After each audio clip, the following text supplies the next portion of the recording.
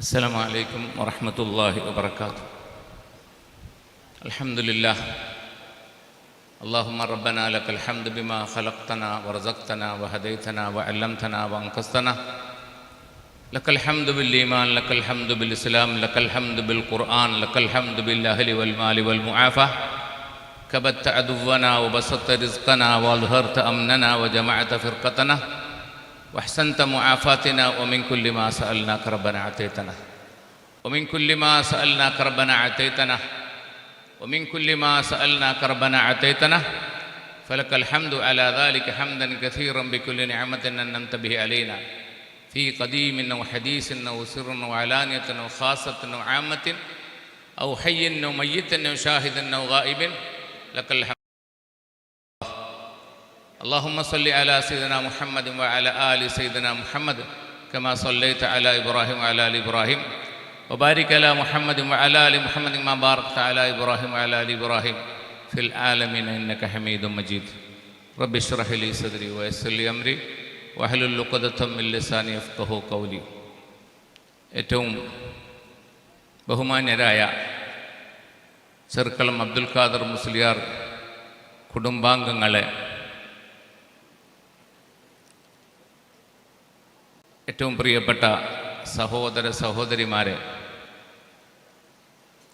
നമ്മുടെ ഈ കുടുംബസംഗമം തുടങ്ങാൻ അല്പം താമസിച്ചു. അതിനി എങ്ങോട്ട് വരുന്ന എല്ലാ ഇതിലും അതിന് പ്രകടമായി കൊണ്ടേയിരിക്കും. കാരണം സമയം തിരിച്ചു കിട്ടുകയില്ലല്ലോ. കഴിഞ്ഞു പോയ സമയം ഒരിക്കലും തിരിച്ചു കിട്ടൂല. കിട്ടൂല. അപ്പം അതുകൊണ്ട് ചെറിയൊരു ഭേദഗതി ഉണ്ടാകും.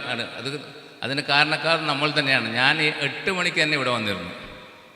കുടുംബസംഗമം എല്ലാവരെയും ക്ഷണിച്ചിരുന്നു 9 മണിക്ക് വരാൻ വേണ്ടിയിട്ട്.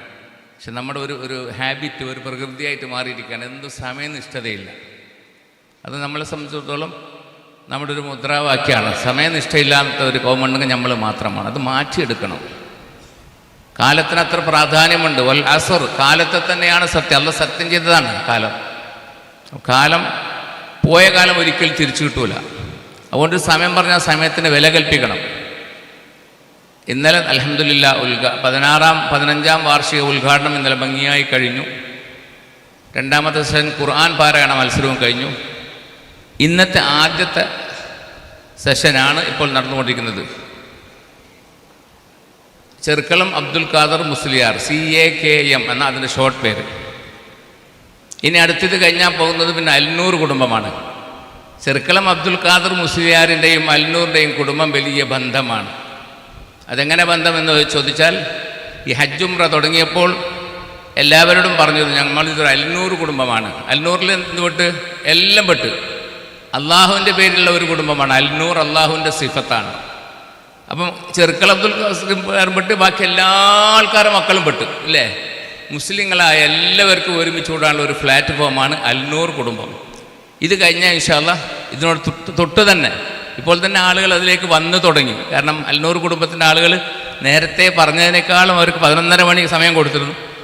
10:30 ആകുമ്പോൾ അവർ വരാൻ തുടങ്ങിയിട്ടുണ്ട്. അവരത്രയും അതിന് ആകൃഷ്ടരാണ് അവർ. അത് ഞങ്ങളുടെ ഈ കൂടെയുള്ള യാത്രകളിൽ നിന്ന് നേടിയെടുത്ത ഒരു കുടുംബമാണ് അൽനൂർ കുടുംബം. യാത്ര പോകുമ്പോൾ ഒരാളെ മനസ്സിലാക്കൽ യാത്രയിലാണെന്നല്ല പറഞ്ഞത് അല്ലാഹു റസൂൽ. 2 കാര്യമാണ് ഒരാളെ മനസ്സിലാക്കേണ്ടത്. ഒന്ന് യാത്ര ചെയ്യണം അയാളെ കൂടെ, മറ്റൊന്ന് ഇടപാട് നടത്തണം. അപ്പോൾ ഇത് രണ്ടിലും ഓക്കെ ആണെങ്കിൽ അയാൾ ഫിറ്റാണ് ബന്ധപ്പെടുക എന്ന് മനസ്സിലാവും. അപ്പോൾ അൽനൂർ കുടുംബം അതാണ്. ഇൻഷാ അല്ലാഹ് അതിപ്പോൾ ഞാൻ സംസാരിക്കുന്നില്ല, അതെൻ്റെ വിഷയമില്ല. ഈ ചെർക്കളം അബ്ദുൽ ഖാദർ മുസ്ലിയാർ എന്നത് എൻ്റെ പിതാമഹന് ചെർക്കളം എന്ന നാട്ടിൽ പിറവി കൊണ്ടു. വിദ്യാഭ്യാസമൊക്കെ പഠിച്ച സമയത്ത് അന്ന് വളരെ ദരിദ്രനായ ഒരു കുടുംബമായിരുന്നു. പക്ഷെ വലിയ പ്രധാനപ്പെട്ട കുടുംബമാണ് ചെർക്കളത്ത്. മുക്രി മൊയ്ച്ച എന്നറിയപ്പെടുന്ന ചെർക്കള ദീർഘകാലം മുക്രിയായിരുന്ന മനുഷ്യൻ എൻ്റെ ഉപ്പാൻ്റെ നേരെ ജ്യേഷ്ഠനാണ്. ഉപ്പ ഖത്തീബും മൂപ്പര് മുക്രിയുമായിട്ട് വർഷങ്ങളോളം ഉണ്ടായിരുന്നു ചെർക്കളത്ത്. അവിടുന്ന് ചെർക്കളത്തിൽ നിന്നും ഇൽമ പഠിച്ച് ഉഷാറായതിനു ശേഷം തൻ്റെ ഉമ്മയുടെ പൊരുത്തത്തോട് കൂടിയിട്ട് ഈ മകനെ പറഞ്ഞയച്ചു. ഇതൊക്കെ ഉപ്പ പറഞ്ഞ ചരിത്രം ഞാൻ നിങ്ങൾ പറയാം. ചെറുക്കളക്കാരായ ആളുകൾക്ക് ചെറുക്കത്തെ മൊയിലാർച്ച എന്ന് പറഞ്ഞാൽ മതി, എല്ലാവർക്കും അറിയാം. ചെറുക്കത്തെ മൊയിലാർച്ച, അദ്ദാർഞ്ഞി മൊയിലാർച്ച എന്നല്ല അവർ വിളിക്കല് സ്നേഹത്തോട് കൂടിയിട്ട്. അബ്ദുൽ ഖാദറിന് അദ്ദാർഞ്ഞി എന്നല്ല വിളിക്കല്, അദ്ദാർഞ്ഞി മൊയിലാർച്ചാൻ്റെ എന്താ പറയുക. ഞങ്ങളൊക്കെ ചെറുപ്പത്തിൽ പോയി കഴിഞ്ഞെങ്കിൽ ഞങ്ങൾക്ക് ഭയങ്കര ബഹുമാനം ആദരവ് ചെറുക്കൽക്കാർ. എന്തേ? അദ്ദാർഞ്ഞി മൊയിലാർച്ചാൻ്റെ മക്കൾ. അദ്ദാർഞ്ഞി മൊയിലാർച്ചാൻ എന്ന് പറഞ്ഞ മനുഷ്യൻ ഈ ചെറുക്കള എന്ന നാട്ടിൽ നിന്നും ഉമ്മാൻ്റെ പൊരുത്തത്തോടു കൂടി ആശുപത്രിയിൽ കിടക്കുമ്പോൾ ഉപ്പ പറഞ്ഞ വാക്കാണ്, എൻ്റെ ഉമ്മാൻ്റെ പൊരുത്തത്തോടു കൂടി ഒന്നുമില്ലാതെ കൈമലർത്തിക്കൊണ്ട് പോകുമ്പോൾ ഉമ്മ ഒരു പ്രാർത്ഥന നടത്തിയിരുന്നു. മോനെ, നിന്നെ അള്ള ഒരിക്കലും ബേജാറാക്കൂല. എൻ്റെ ഉപ്പ ഹോസ്പിറ്റലിൽ വെച്ച് പറഞ്ഞ വാക്കാ, മോനെ നീ ഇൽമു പഠിച്ചത് കൊണ്ട് നിന്റെ ഉപ്പ നിന്നെ അള്ള എന്താക്കൂല, ഒരിക്കലും ബേജാറാക്കൂല. 100% വളരെ കഷ്ടപ്പെട്ട് ജീവിച്ച് വളർന്ന ഉപ്പ ഒതവത്തെന്ന് പറയുന്ന സ്ഥലത്ത് 40-ൽ കൂടുതൽ വർഷം ഖതീബായിട്ട് നിന്നു, ഖാളിയായിട്ട് നിന്നു. അങ്ങനെ എല്ലാ ആളുകൾക്കും തൃപ്തിയുള്ള മനുഷ്യനായിരുന്നു. പക്ഷേ എന്തല്ല, ജനങ്ങളിൽ അങ്ങനെ ഒരു അറിയപ്പെട്ടിട്ടില്ല, ഒരു സംഘടനാ പ്രവർത്തനത്തിൽ നിന്നിട്ടില്ല, പേരിനും പ്രശസ്തിക്കും നിന്നിട്ടില്ല. പക്ഷെ നല്ല സ്വഭാവമാണ്, ആരെ കണ്ടാലും ഭയങ്കര ഇഷ്ടമാണ്, വലിയ ധർമ്മിഷ്ഠനാണ്, കുടുംബസ്നേഹിയാണ്. കുടുംബസ്നേഹിൻ്റെ ഒരു ഉദാഹരണം പറഞ്ഞാൽ, എവിടെയെങ്കിലും പോയി 30 ദിവസം വയല് പറയും. പണ്ടത്തെ പഴയ ആൾക്കാർ, പണ്ഡിതന്മാർ 30 ദിവസം വയല് പറഞ്ഞിട്ട് അതിൽ കിട്ടുന്ന കാശും കൊണ്ട് വരുമ്പം ആദ്യം പോകുന്നത് മൂത്താൻ്റെ മക്കളിലേക്കാണ്, മൂത്താൻ്റെ പുള്ളിമക്കളിലേക്കാണ്. അവരെ സന്തോഷിപ്പിച്ചുകൊണ്ട് വീട്ടിലേക്ക് വരും. എന്നിട്ട് സന്തോഷത്തോടെ പറയും, ഇന്ന് അൽഹംദുലില്ലാ എനിക്ക് നല്ല പൈസ കിട്ടീന് മോനെ, അത് ഞാൻ അവിടെ പോയി എല്ലാം കൊടുത്തിട്ട് വന്ന് ബാക്കിയുള്ള ഞങ്ങൾക്കും തരും. അങ്ങനെയുള്ള സ്നേഹനിധിയായ ഒരു ഉപ്പ ഞങ്ങൾക്ക് ഉണ്ടായിട്ടുണ്ട്. ആ ഉപ്പാനെ മറക്കരുത്. ഉദ്കുറൂ മഹാസിന മൗത്താക്കും, നിങ്ങൾ മരിച്ചുപോയ ആളുകളുടെ നല്ല കാര്യങ്ങൾ നിങ്ങൾ ഓർമ്മിച്ചു കൊണ്ടിരിക്കണം. അതിൻ്റെ ഭാഗമായിട്ടാണ് ഇങ്ങനെ ഒരു ട്രസ്റ്റ് ഉണ്ടാക്കിയിട്ട് അതിൻ്റെ പേരിൽ നല്ലൊരു ദീനീ സ്ഥാപനങ്ങളും അവരൊക്കെ ജീവിച്ചതുപോലെയുള്ള ഒരു ദീനീ സ്ഥാപനങ്ങളും അവരൊക്കെ ഉദ്ദേശിച്ച പോലെ വലിയ ഉദാരമൊക്കെ ചെയ്യാൻ വേണ്ടിയിട്ടുള്ള വലിയൊരു മനസ്ഥിതി ഉണ്ടായത് ഈ ഉപ്പ ഞങ്ങൾക്ക് കാരണമാണ്. ഉപ്പാൻ്റെ മദ്ഹ് പറഞ്ഞാൽ എത്ര മണിക്കൂർ പറഞ്ഞാലും ചെയ്യില്ല. ഓരോരോ കാരണങ്ങൾ. ദുആക്ക് ഇജാബത്തുള്ള മനുഷ്യനാണ്, ദുആക്ക് ഇജാബത്തുള്ള മനുഷ്യനാണ്. ഞാൻ ഓർക്കുന്നു, മസ്കത്തിലേക്ക് പോയി, മസ്കത്തിൽ നിന്ന് വന്ന് നാളെ ഞാൻ മസ്കത്തിലേക്ക് പോകണം. ഇന്നെനിക്ക് നല്ല പനിയാണ്, ഞാൻ കിടന്നുറങ്ങുന്നുണ്ട്. വന്ന് തലയിൽ കൈവച്ചുകൊണ്ട് ചോദിച്ചു, മോനെ നാളെ നിനക്ക് പോകാൻ പറ്റൂലേ? പോണോ ഉപ്പ, എനിക്ക് സുഖമില്ല, നല്ല പനിയുണ്ട്, ബർക്കുന്നുണ്ട്. ഉടൻ തന്നെ മന്ത്രിക്കുന്നു, ബിസ്മില്ലാഹി ഉർഖീക് വമിൻ കുല്ലി ഷൈഇൻ യുദീക് അല്ലാഹു ആഫീക് റബ്ബന്നാസ് അദ്ഹിബിൽ ബഅസ അൻത ഷാഫി ലാ ശിഫാ ഇല്ലാ ശിഫാഉക് ശിഫാഅൻ താമൻ ലാ യുഗാദിറു സഖമ വലാ അലമ പറഞ്ഞിട്ട് അരമണിക്കൂറോളം എനിക്ക് മന്ത്രിച്ച് ഊതിത്തരുന്നു. അരമണിക്കൂർ കഴിഞ്ഞപ്പോൾ ആന്റിബയോട്ടിക് കഴിച്ചാൽ എങ്ങനെ വിയർക്കുന്നു, വിയർത്തുകൊണ്ട് പനി മാറിയിട്ട് ജീവിച്ച ഒരു അനുഭവം ഉള്ള ഒരു മകനാണ് ഈ ഇരിക്കുന്ന മകൻ. അതുകൊണ്ട് വളരെ ഉപ്പാൻ്റെ മദ്ഹ് പറയുമ്പോൾ, ഉപ്പാൻ്റെ സ്വഭാവം പറയുമ്പോൾ, ഉപ്പാൻ്റെ ഇത് പറയുമ്പോൾ എനിക്ക് രോമാഞ്ചമാകുന്നു. അങ്ങനെയുള്ള ഒരു ഉപ്പാൻ്റെ മക്കളാണ് ഈ കൂടിയിരിക്കുന്ന ആ കുടുംബക്കാരനെ ചെറുക്കൾ അബ്ദുൽ ഖാദർ മുസ്ലിയാർ.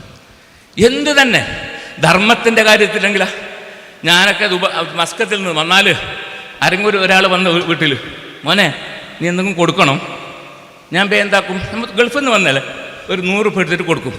ഉടനെ ഉപ്പ അരപ്പെട്ടേന്ന് എടുത്തിട്ട് ഉപ്പ വരും, ഉപ്പ എത്ര കൊടുത്തേ? ഞാൻ 50 കൊടുത്ത്. അപ്പോൾ ഞാൻ പറഞ്ഞു, ഞാൻ കൊടുത്താൽ പോരാ. അതെങ്ങനെ?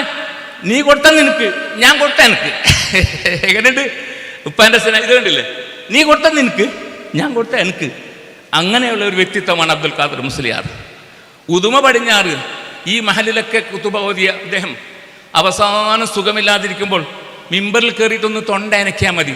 ആളുകൾക്ക് ഭയങ്കര ഇഷ്ടമാണ്, ആളുകൾക്ക് ഭയങ്കര ഇഷ്ടമാണ്. ഇന്നും അവർ പറയും, ഉദുമക്കാർ നിങ്ങളെ ഉപ്പ ഒരു വല്ലാത്ത മനുഷ്യൻ തന്നെ, ഒന്നും സുഖമില്ലെങ്കിലും ഒന്ന് മിമ്പറിൽ വന്നിട്ട് തൊണ്ട അനയ്ക്കാൻ മതി ഞങ്ങൾക്ക്. അപ്പം അതിൻ്റെ ശേഷമുള്ള മോശമൊന്നുമല്ല, അത്രയും നിങ്ങളെ ഉപ്പാൻ ഞങ്ങൾക്ക് ഇഷ്ടമാണെന്നാണ്. എല്ലാവരെയും സ്നേഹിക്കും. ഭാഷ മലയാളം പഠിച്ചിട്ടില്ല, പക്ഷേ പുസ്തകങ്ങൾ വായിച്ച് ബാരികകളെ വായിച്ചിട്ട് നോക്കിയിട്ട് പഠിച്ചതാണ്. ആദ്യമൊക്കെ അബ്ദുൽ ഖാദർ മുസ്ലിയാർ അറബിയിൽ ഒഫ് എന്നിടൽ, പിന്നെ അത് മാറിയിട്ട് മലയാളത്തിൽ ഒപ്പിടാൻ തുടങ്ങി. മക്കളോട് വലിയ സ്നേഹമാണ്, മക്കളോട് വലിയ സ്നേഹമാണ്. എന്നെ പഠിക്കാൻ വേണ്ടിയിട്ട് ഞാൻ പഠിക്കുന്നിടത്ത് മടക്കി വിളിച്ചതാണ്. അത് ഞാൻ എന്നാലും പറഞ്ഞിട്ടുണ്ട്. പക്ഷേ നിങ്ങൾ കുടുംബക്കാരും അറിയാതെ ഓതി പഠിച്ചുകൊണ്ടിരിക്കുമ്പോൾ ദൈവബന്ധിൽ പോയി പഠിക്കുമ്പോൾ എന്നെ തിരിച്ചു വിളിച്ചു, നീ ഒമാനിലേക്ക് വിസ വന്നിട്ടുണ്ട്, അതുകൊണ്ട് പോകണം. അപ്പോൾ എനിക്കൊരു ബേജാറായി, ഒരു ഡിഗ്രി എന്ന് എടുക്കാണ്ട് പോയി. അപ്പോൾ പറഞ്ഞെന്താ അറിയോ, ഇനിയുള്ള കാലത്ത് ആലിമ്യങ്ങളെ വിലയും നിലയൊന്നും ഉണ്ടായില്ല മോനെ, ഞങ്ങൾ ജീവിച്ച പോലെ നിങ്ങൾക്കൊന്നും ജീവിക്കാൻ പറ്റൂല. പഠിച്ചത് മതി, പോയിട്ട് നല്ല കച്ചവടം ചെയ്ത് ജീവിക്ക്, പഠിച്ചത് മറന്നോണ്ടാണ്. ഇന്നും ആ ഉപ്പാൻ്റെ വാക്കിനെ ഞാൻ എൻ്റെ ഹൃദയത്തിൽ കൊത്തിവെക്കുന്നു. ഞാൻ ഈ അനുഭവം എല്ലാവരോടും പറയാറുണ്ട് ഇല്ലേ. ഉപ്പ ചെമ്പിരിക്കയിൽ പോയി, ചെറുക്കലത്ത് നിന്ന് പോയി ചെമ്പിരിക്കയിൽ പോയി. അവിടെ നിന്ന് ആദ്യം കല്യാണം കഴിച്ചത് മർഹൂം സി മുഹമ്മദ് കുഞ്ഞു മുസ്ലിയാർ, സി എം ഉസ്താദിൻ്റെ പിതാവായ സി മുഹമ്മദ് കുഞ്ഞു മുസ്ലിയാരുടെ മരുമകളെയാണ്, പെങ്ങളുടെ മകളെയാണ്. അങ്ങനെ അതിൽ 5 മക്കളുണ്ടായിരുന്നു. 5 മക്കൾ, 4 ആണും 4 ആണും പിന്നെ 2 ആണും 4 പെണ്ണും, 6 ഉണ്ടായിരുന്നു. മരിച്ചുപോയി. 2 ആണും മരിച്ചുപോയി, 1 പെണ്ണും നേരത്തെ മരിച്ചുപോയി. ബാക്കി 3 പെങ്ങന്മാർ പിന്നീടുണ്ടായിരുന്നു. ഇപ്പോൾ അതിൽ നിന്നും 1 പെങ്ങൾ മാത്രമേ ബാക്കിയുള്ളൂ. അതിനുശേഷമാണ് ചെമ്പിരിക്കയിലെ ഏറ്റവും പ്രധാനപ്പെട്ട ഒരു കൃഷിക്കാരനായ കുടുംബം മമ്മസ്ച എന്ന് പറഞ്ഞിട്ടുള്ള അബ്ബാസ് ക മമ്മസ്ച എന്ന് പറയും, എൻ്റെ വലിയപ്പ, ഉമ്മാൻ്റെ ഉപ്പ. അദ്ദേഹത്തെ എൻ്റെ മകളെ കല്യാണം കഴിച്ചു. അവിടെ ഒരു രസം ഉപ്പ പറയാറുണ്ട്. സാധാരണ കടപ്പുറത്തെങ്ങനെ നടന്നുകൊണ്ട് പോകും, ഒത്തുത്തേക്ക് നടന്നുകൊണ്ട് ഇങ്ങനെ പോകുന്ന സമയത്ത് മീൻ പിടിക്കുന്ന ആളുണ്ടാവുമല്ലോ, കലങ്ങാട്ടം മുക്കിറിച്ച് അങ്ങക്കെല്ലാം അറിയും, അറിയപ്പെടുന്ന വലിയ ആളാണ്. അയാൾ ഖത്തീമാണ്. മീൻ പിടിക്കാൻ പോകും. മീൻ പിടിക്കാൻ വേണ്ടി പോകും, ചിരിച്ചു പോകും. ഇപ്പാനെ കാണുമ്പോൾ മെല്ലെ തിരക്കുത്തിലേക്ക് പോകും. എന്താ മൊയിലാച്ചാക്ക് മീൻ കൊടുക്കേണ്ടി വരും. അങ്ങനെ പിറ്റേത് കുറച്ച് കഴിഞ്ഞിട്ടായിട്ടാകുമ്പോൾ ഈ മമ്മസ്ഥാന മോളെ കല്യാണം കഴിച്ചിട്ടായിട്ടാകുമ്പോൾ പറഞ്ഞെന്തറിയോ, ആഹാ നീ മീൻ എനിക്ക് തരാണ്ട് ഞാൻ മീനിന്റെ വലിയ കുന്നിൽ തന്നെ പോയിട്ട് കല്യാണം കഴിച്ചു. എങ്ങനെയുണ്ട്? മീനിന്റെ വലിയ കുന്നിൽ തന്നെ പോയിട്ട് ഞാൻ മംഗലം കഴിച്ചിരുന്നത്.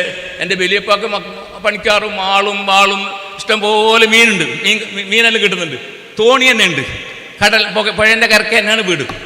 അപ്പം അങ്ങനെയുള്ള ചെറുക്കളം അബ്ദുൽ ഖാദർ മുസ്ലിയാർ. അപ്പം ചെമ്പിരിക്കയിൽ ഞങ്ങളെ അറിയണമെങ്കിൽ ചെറുക്കളെന്ന് പറഞ്ഞില്ലെങ്കിൽ അറിയില്ല, മനസ്സിലല്ലേ?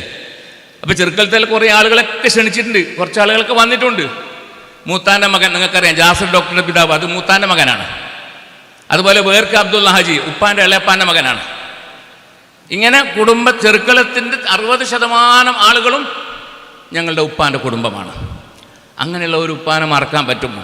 അപ്പോൾ ആ ഉപ്പാൻ്റെ പേരിൽ ഞങ്ങളെല്ലാവരും കൂടിയിട്ടാണ് ഈ ഒരു സ്ഥാപനം ഇതാക്കുന്നത്, നടത്തിക്കൊണ്ടു പോകുന്നത്. അപ്പോൾ ഉപ്പ പറഞ്ഞെന്തെന്ന്, ദീന് മറന്നു പോകണ്ട. ആ ദീൻ ഇന്ന് വരെ മറന്നിട്ടില്ല. ആ ഉപ്പാൻ്റെ വസിയത്ത് പോലെ കാര്യങ്ങളൊക്കെ നടക്കുന്നുണ്ട്. ഞാൻ സുദീർഘമായിട്ട് പ്രസംഗിക്കുന്നില്ല. നമുക്ക് ഏറ്റവും പ്രധാനപ്പെട്ട കുടുംബം ഖുർആനിൻ്റെ തണലിൽ എന്ന വിഷയത്തിൽ പ്രഗത്ഭ പണ്ഡിതനാകുന്ന ഖാലിദ് നദ്വി സാഹിബ് ഇവിടെയുണ്ട്. അദ്ദേഹം നിങ്ങൾക്ക് പറഞ്ഞു തരും. അതിനു മുമ്പ് കുറച്ച് ആളുകളൊക്കെ ചെറിയ 1-2 ആശംസകളൊക്കെ പറഞ്ഞ് അനുഭവങ്ങളൊക്കെ പറഞ്ഞിട്ട് നമുക്ക് ഇൻഷാ അല്ലാഹ് ഇത് കുറച്ച് ലേറ്റായെങ്കിലും ഇൻഷാ അല്ലാഹ് പെട്ടെന്ന് നിർത്തണം. അടുത്ത ഹജ്ജ് ഉംറ സംഗമം തുടങ്ങാനുണ്ട്. അതിലേക്കും ആളുകളൊക്കെ ഇങ്ങനെ വന്നുകൊണ്ടേ ഇരിക്കുകയാണ്. ഇൻഷാ അല്ലാഹ് എല്ലാം ഒരു കുടുംബമാണ് ഇല്ലേ? എല്ലാ കുടുംബവും. ചെറുക്കളം എന്നുള്ളത് ഒരു പ്രൈവറ്റ് കുടുംബമാണെങ്കിൽ അൽനൂർ എന്നുള്ളത് ഒരു ജനറൽ കുടുംബമാണ്. എന്താ അങ്ങനെ പറയാൻ കാരണം? അൽ മുഅ്മിനു ലിൽ മുഅ്മിനി കൽ ബുന്യാനി യശുദ്ദു ബഅ്ദുഹു ബഅ്ദാ. അല്ലാഹു റസൂൽ പറയുന്നത്, ഒരു മുഅ്മിൻ മറ്റൊരു മുഅ്മിനിക്ക് ഒരു ബുന്യാൻ എടുപ്പ് പോലെയാണ്. യശുദ്ദു ബഅ്ദുഹു ബഅ്ദാ, അതിൻ്റെ ഇഷ്ടികകൾ കല്ലുകൾ പരസ്പരം കോർത്തിണങ്ങി ഒന്നിച്ചുകൊണ്ട് അത് ശക്തമായി നീങ്ങുന്നത് പോലെ ലോകത്തുള്ള മുസ്ലിമീങ്ങൾ മുഅ്മിനീങ്ങൾ എല്ലാവരും ഒരു ശരീരത്തെ പോലെയാണ്.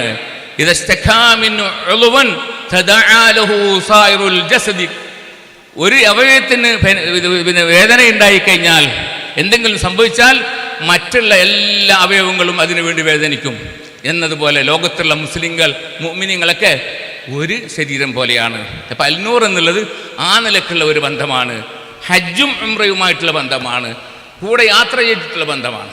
ഇൻഷാ അല്ലാഹ് അത് അടുത്ത വിഷയ ക്ലാസ്സിൽ സംസാരിക്കേണ്ട വിഷയമാണ്.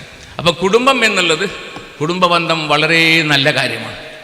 ആദ്യമായിട്ട് കുടുംബസംഗമം തുടങ്ങിയത് ചെറിയൊരു മാതൃകാ യോഗം എൻ്റെ വീട്ടിലാണ്. രണ്ടാമത് ഞങ്ങൾ തുടങ്ങിയത് ഞങ്ങളുടെ തറവാട് വീട് കടപ്പുറത്ത് വെച്ചിട്ടാണ് തുടങ്ങിയത്. മൂന്നാമത് ഞാൻ ഒരു കുടുംബസംഗമം നടത്തിയത് ഇവിടെ വെച്ചിട്ടാണ്. 15 വർഷം മുമ്പ് ഈ സ്ഥാപനം തുടങ്ങാൻ ഉദ്ദേശിച്ചപ്പോൾ കുടുംബക്കാരൊക്കെ വിളിച്ചിട്ട് ഇതുപോലൊരു യോഗം തുടങ്ങി. രാവിലെ മുതൽ ഉച്ചവരെ, ഉച്ചയ്ക്ക് ശേഷം ഈ സ്ഥാപനത്തിൻ്റെ ഉദ്ഘാടനം നടത്തി ബഹുമാനപ്പെട്ട സൈനുൽ ആബിദീൻ തങ്ങൾ കുന്നംകൈ, അദ്ദേഹമാണ് ഇതിൻ്റെ ഉദ്ഘാടനം നടത്തിയത്. അങ്ങനെ 15 വർഷം പൂർത്തിയായി. ഇവിടെ നിന്ന് 3 ബാച്ചുകൾ പോയി 4ാമത്തെ ബാച്ചിൻ്റെ സനദ്ദാന സമ്മേളനം കൂടി ഇന്ന് വൈകുന്നേരം നടക്കുകയാണ്. അങ്ങനെ ഒരു വിപുലമായ പല കാര്യങ്ങളും നടക്കുന്നുണ്ട്. ഇത് കഴിഞ്ഞ ഉടനെ ഹജ്ജും സംഗമം, പിന്നെ അത് കഴിഞ്ഞാൽ സാമൂഹിക സാംസ്കാരിക സ്നേഹ സംഗമം നടക്കുന്നുണ്ട്. അതിലെല്ലാ ജാതി മത ഭേദമന്യേ എല്ലാവരും പങ്കെടുക്കും. ഇവിടെ രാഷ്ട്രീയക്കാർ പങ്കെടുക്കും, ഉദ്യോഗസ്ഥന്മാർ പങ്കെടുക്കും, അങ്ങനെ വന്നു. പിന്നെ അത് കഴിഞ്ഞ് അവസാനമായിട്ട് സന്നദ്ധാന സമാപന സമ്മേളനം. വളരെ പ്രഗത്ഭരായ പ്രസംഗികന്മാരൊക്കെ പ്രസംഗിക്കുന്നുണ്ട്. നമ്മുടെ അബൂബക്കർ എന്നല്ല പേര്, ഇ.പി. അബൂബക്കർ കാസിമി, അദ്ദേഹമാണ് മുഖ്യ പ്രഭാഷണം നടത്തുന്നത്. ഉദ്ഘാടനം നടത്തുന്നത് നമ്മുടെ ബഹുമാനപ്പെട്ട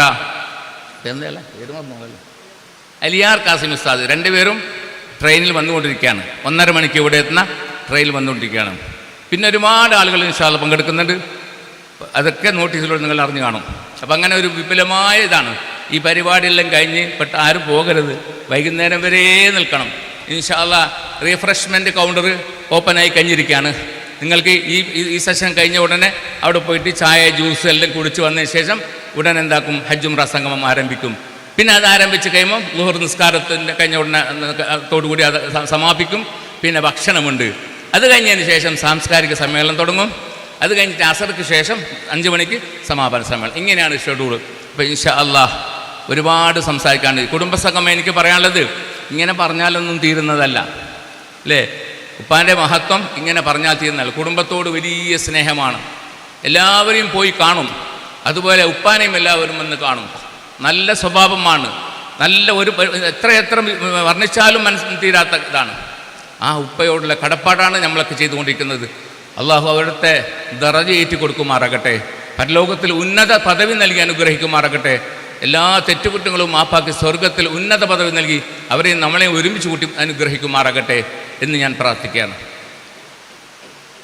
ഇനിയും ഒരുപാട് ആളുകൾ വരാനുണ്ട്. പക്ഷെ അവർ എത്തുകയാണെങ്കിൽ എത്തി, ഇല്ലെങ്കിൽ നമ്മളെന്താകും, കൃത്യസമയത്ത് തന്നെ ഇൻഷാ അല്ലാഹ് നമുക്ക് ഇത് പരിപാടി അവസാനിപ്പിക്കണം.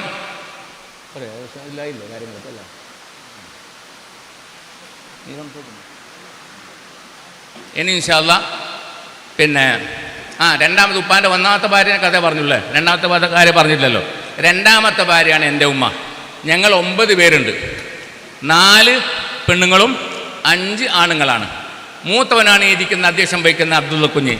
രണ്ടാമത്തവനാണ് ഈ നടുവിലുള്ള ആര്, മുഹമ്മദ് അബ്ദുൽ ഖാദർ. മൂന്നാമത്തവനാണ് അബ്ദുറഹ്മാൻ. 4-മത്തവനാണ് ഇപ്പോൾ ഇരിക്കുന്ന മഞ്ഞ ടീഷർട്ട് സ്വാഗതം പറഞ്ഞ മൊയ്തീൻ കുഞ്ഞ്, ഫാർമസിസ്റ്റാണ്. 5-മത്തെ ഞങ്ങളെ ചെറിയ അനുജനാണ് ബാക്കിലിരിക്കുന്ന തൊപ്പി വെച്ച ഡോക്ടർ ഷാഫി, ഡെന്റിസ്റ്റാണ്. മതവിദ്യാഭ്യാസത്തെ മാത്രമല്ല ഉപ്പ ശ്രദ്ധിച്ചത്, ഭൗതിക വിദ്യാഭ്യാസവും ശ്രദ്ധിച്ചു എന്നതിൻ്റെ തെളിവാണ് ഈ കാണുന്നവരൊക്കെ. ഞാൻ അല്പം കുറച്ച് പഠിച്ചവനാണ്. ഏറ്റവും പഠിച്ച ആളുകളൊക്കെ ഉണ്ട്. ഡിഗ്രി പഠിച്ച ആളാണ് ഇത് ജ്യേഷ്ഠൻ, മറ്റവും ഡിഗ്രി പഠിച്ച അഞ്ജനാണ്. എൻ്റെ പുറമുള്ളത് ഡോക്ടറായ അഞ്ജനാണ്. എന്നോട് ഉപ്പ പറഞ്ഞതെന്തറിയോ, എന്നെ കൂട്ടിക്കൊണ്ടുപോയിട്ട് 5ാം ക്ലാസ് പഠിച്ചിട്ടാകുമ്പം ചെമ്പരിക്ക കാലിറച്ച വന്നിട്ട് കൂട്ടിക്കൊണ്ടുപോയിട്ട് എന്താക്കി, സാദിയാൽ എന്നെ ചേർത്ത്, അല്ലേ? എന്നെ സാദിയാൽ ചേർത്ത്. പിന്നെ എനിക്ക് ആകെ ബേജാറ്, എനിക്ക് ബോധിയൊന്നും കിട്ടിയില്ലല്ലോ. ഉടനെ തന്നെ എന്താക്കി, പ്രൈവറ്റ് ആയിട്ട് ഇരുന്നിട്ട് അഫ്സൽ ഉൽമ എൻട്രൻസ് പാസ്സായി. അന്ന് അറബി മ്യൂസിക്ക് ഭയങ്കര ചാൻസ് ഉണ്ട്. CH മുഹമ്മദ് കോയ അറബി മ്യൂസിക്കുകളെല്ലാം പറഞ്ഞിട്ട് ചെരുപ്പ് കുത്തുന്ന ആളെ പിടിച്ച് അറബി മ്യൂസിക്കാക്കിന്ന് കളിയാക്കിയിട്ടില്ലേ? അപ്പോൾ എല്ലാവരും ചെറിയ ഡിഗ്രിയിൽ എന്താക്കി, അറബി മ്യൂസിക്കാക്കി. അപ്പോൾ അന്ന് അറബി മ്യൂസിക്കായി. പക്ഷേ ജോലിക്ക് പോയിട്ടില്ല. അപ്പോഴാണ് എന്ത് വരുന്നത്, വിസ വരുന്നത്. അങ്ങനെ വിസ വന്ന് ഒമാനിൽ പോയി. അതിനുശേഷമാണ് ഈ കാണുന്ന എല്ലാ അനുഗ്രഹങ്ങളും അള്ളാഹുവിൻ്റെ ഭാഗം. കാരണം ഉപ്പ വളരെ സന്തോഷത്തോടെ പ്രാർത്ഥിച്ചുകൊണ്ട് സ്നേഹത്തോടെ അയച്ചതാണ്. മോനെ പോയിട്ട് കച്ചവടം ചെയ്യണം, എന്നിട്ട് ദീനെ മറന്നു പോണ്ട. ആ ദീന് മറക്കാത്തത് കൊണ്ടാണ് ഇന്നും നിങ്ങൾ ഈ കാണുന്നത്. നാളത്തെ അവസ്ഥ അള്ളാഹു അറിഞ്ഞ് അള്ളാഹു നമ്മളെ ഇതേ അവസ്ഥയിൽ നിലനിർത്തി തരുമാറാകട്ടെ. മരിക്കുവോളം അവൻ്റെ ദീനിന് വേണ്ടി ഖിദ്മത്ത് ചെയ്യാൻ അള്ളാഹു തൗഫീക്ക് നൽകുമാറാകട്ടെ. എല്ലാവരെയും സ്നേഹിക്കാൻ അള്ളാഹു നമുക്ക് തൗഫീക്ക് നൽകുമാറാകട്ടെ. കാരണം എന്ത്, റബ്ബന ഗ്ഫിർ ലനാ വലിഇഖ്വാനിന അല്ലദീന സബഖൂനാ ബിൽ ഈമാൻ വലാ തജ്അൽ ഫീ ഖുലൂബിനാ ഗില്ലൻ ലില്ലദീന ആമനൂ റബ്ബനാ ഇന്നക റഊഫുർ റഹീം. ഈ ഒരു ദുആ ശരിക്കും നിങ്ങൾ പഠിച്ചാൽ നിങ്ങൾ ആരെയും വെറുക്കൂല, ആരെയും ദൂരത്താക്കൂല, ആരെയും ആട്ടിയേക്കൂല. പക്ഷെ നമ്മൾ ദ്വാരക്കുന്ന ഒന്ന് ചെയ്യുന്നത് വേറെ. തർജുൻ നജാത വലം തസുലുക് മസാലികഹ ഇന്ന സഫീനത ലാ തജ്രി അലൽ ബസീർ. നിനക്ക് രക്ഷ വേണം, പക്ഷെ രക്ഷൻ്റെ വഴിയിൽ നീ കടക്കുന്നില്ല. എന്നിട്ട് ചോദിക്കുന്നു, കപ്പലുണ്ടാക്കിയിട്ട് കരയിൽ വെച്ചാൽ അത് ഓടുമോ? അതിന് വെള്ളം വേണ്ടേ, കടൽ വേണ്ടേ എന്നതുപോലെ ദുആ ചെയ്ത ഉത്തരം കിട്ടൂല. ദുആ ചെയ്ത് അതനുസരിച്ചിട്ട് എന്താക്കണം, ചിട്ടപ്പെടുത്തിയിട്ട് നമ്മളുടെ ജീവിതത്തെ ക്രമീകരിക്കണം. അള്ളാഹു നമുക്ക് മനസ്സിലാക്കാൻ തൗഫീക്ക് നൽകുമാറാകട്ടെ. അള്ളാഹു മനസ്സിലാക്കാൻ തൗഫീക്ക് നൽകുമാറാകട്ടെ. ഇൻഷാ അല്ലാഹ് ഇനിയും സമയങ്ങളിൽ സംസാരിക്കാൻ ഇത്രയും പറഞ്ഞുകൊണ്ട് ഞാൻ എൻ്റെ വാക്കുകൾ ഉപസംഹരിക്കുന്നു. അടുത്ത് സംസാരിക്കാൻ വേണ്ടി ചെറൂർ അബ്ദുൽ ഖാദർ മൗലവി. ഞങ്ങൾ പറഞ്ഞില്ലേ 4 പെങ്ങന്മാരല്ലേ, അത് മൂത്ത പെങ്ങളുടെ മകളുടെ ഭർത്താവാണ് ചെറൂർ അബ്ദുൽ ഖാദർ മൗലവി. അദ്ദേഹം 2 വാക്ക് സംസാരിക്കാൻ ശ്രമിക്കുന്നു.